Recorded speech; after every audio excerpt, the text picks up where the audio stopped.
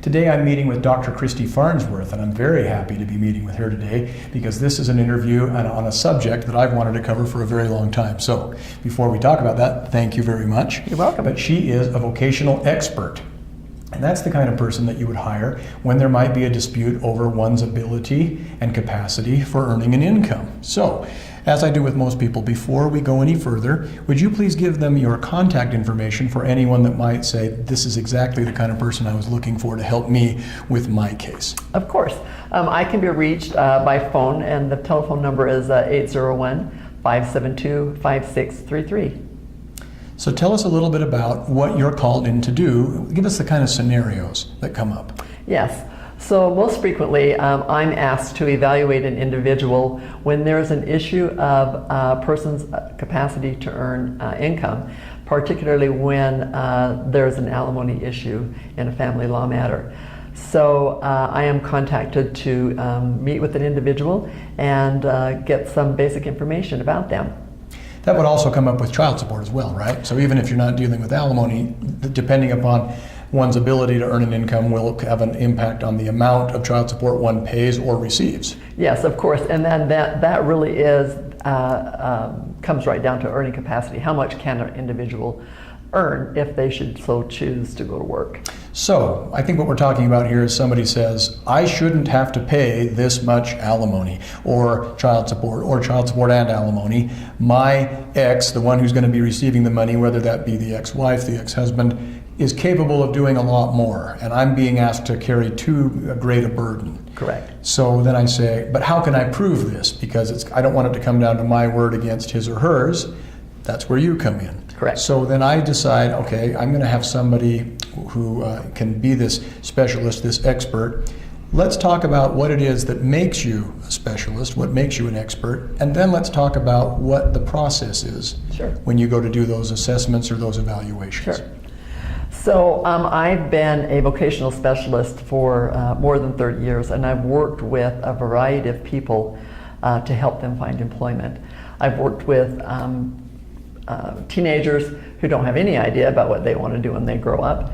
I've worked with persons who were working on a job for a long period of time who might have been injured and can't go back to do that work again.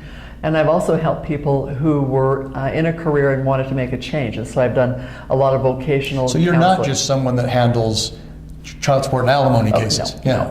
You can talk about that because of this other background. Right. Okay. So I've, like I say, helped individuals in a variety of situations figure out what skills they have and where they're most marketable.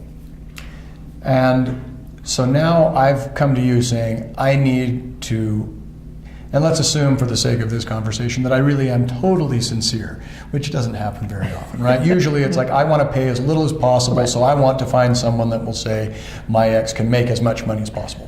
Let's talk about that briefly right now. That is not your job. No, you're not a hired gun. Nope. You're hired to actually give a professional, objective opinion. Correct. Okay, so number one, folks, there may be somebody out there you can find, but Dr. Farnsworth is not it. So assuming that you're sincere about wanting to have a fair assessment of the earning capacity of your ex, I come to you, I hire you, and then what do you do? Well, first of all, we have to make arrangements to have the other party come in to meet with me. So we offer a variety of appointment dates and times that they can choose from to come into the office. They come in to meet with me. I sit down with them. It takes maybe an hour, hour and a half to get the background information about their particular vocational factors, such as what kind of school they've ever been to, what kind of work they've ever done.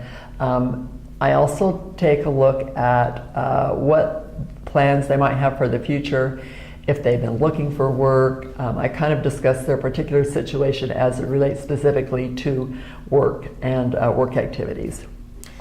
And what if somebody says, oh, I can see what's going on. Someone's going to try to prove I can make more money than I want to claim. I just won't show up. I won't go.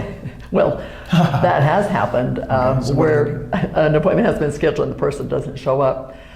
Basically, I would just call the attorney that asked me to do the assessment, and I've had the experience of that. Then the individual is ordered by the court to come in to see me, and I do the assessment. And that's exactly right. I recently had that experience where I tried to do that very thing, saying, hey, we don't think that the opposing side is being honest about his or her ability to earn income, so we want to have an evaluation conducted. And they basically, which I thought showed their cards, was, no, we're not going to do that. And I said, okay. I filed a motion, and the judge ordered it to be done. Okay, so now you've either got someone who's agreed to do it or someone that's been compelled to do it by a court order, and they came in and they've spoken to you for about an hour, hour and a half. They've given you that background.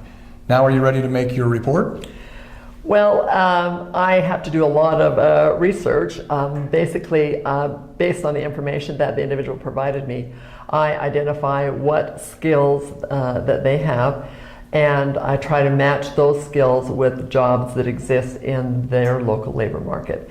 And I try to come up with options that are realistic for that person. I have to do research into the numbers of jobs that exist and how much those jobs actually pay. So I do a lot of labor market research before I write my report.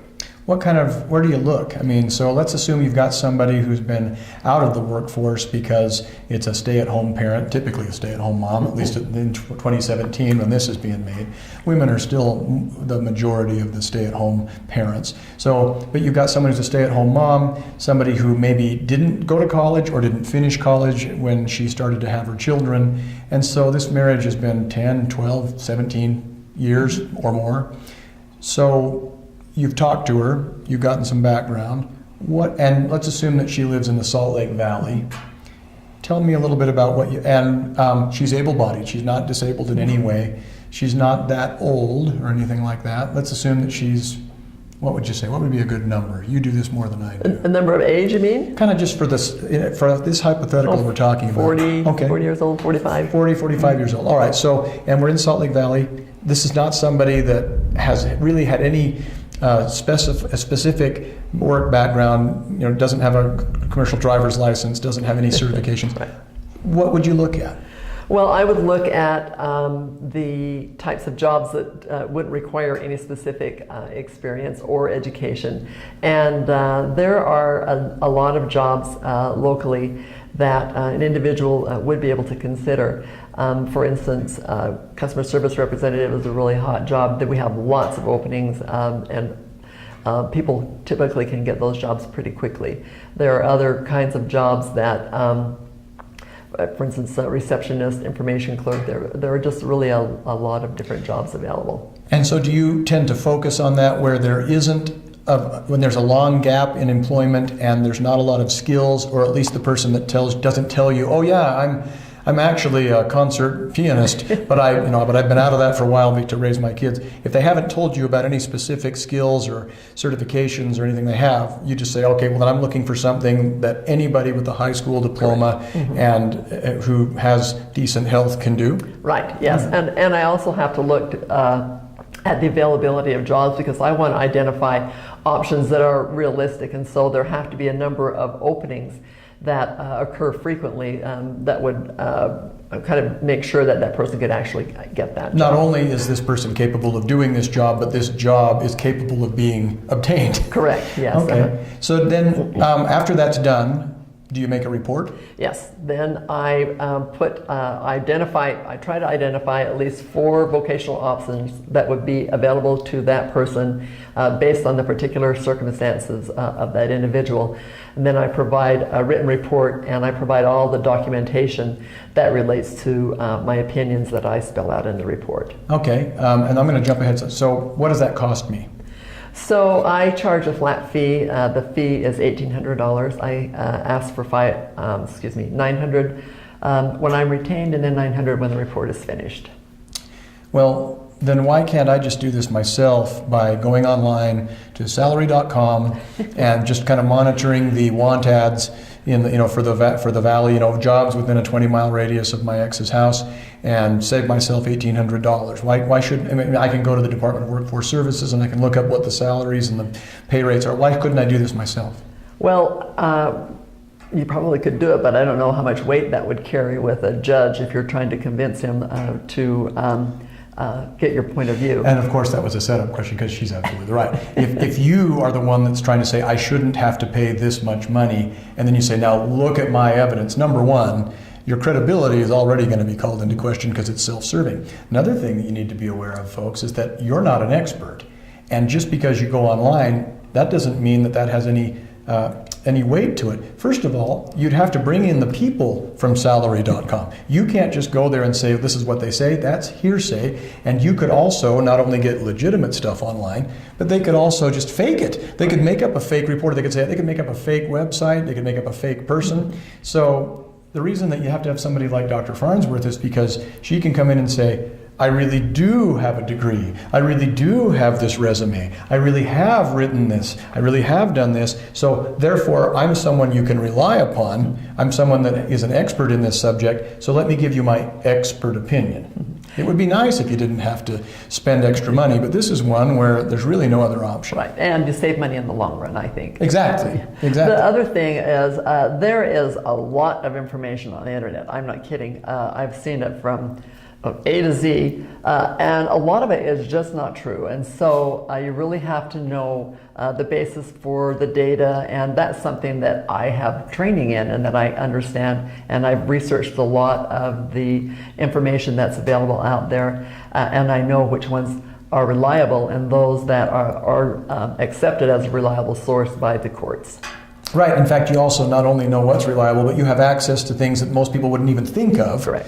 Because this is your line of work. And like you say, you know how to use it. So I might look at something and say, the way I interpret this, it means X. And you say, actually, I can see why you might do that if you weren't in on this profession, but that's not what that means. You could make a big mistake. Yep, that's true. All right. How long does this normally take then from the point of the first visit, the first meeting, to the point where you issue the report? Well, I try to be sensitive to any time deadlines, but typically I would say it probably takes a week or 2 weeks from the time I meet with the individual till I can provide a written report. All right. And then if you need to come in and establish something on the witness stand in court, is the $1,800, does that cover that? No, there's a testimony fee of I think it's $1,800. I'm not sure. Okay, really? So whether you're on the witness stand for an hour or you're there all day? It's a 2-hour minimum. A 2-hour minimum. Yeah. Okay. All right. Well, I appreciate doing that, and you've done it in such a succinct way. So there's more that there's a few details that you could discuss with them, but you've given us a great overview about this. So before we go, would you please give them your contact information as to where you can be reached if somebody's saying, you know what, a vocational evaluation and an expert's testimony may be just what I need? Yes. So you can give me a call at 801-572-5633. My office is in Sandy, and I'd be happy to answer any questions that you have. Thanks so very much. Thank you.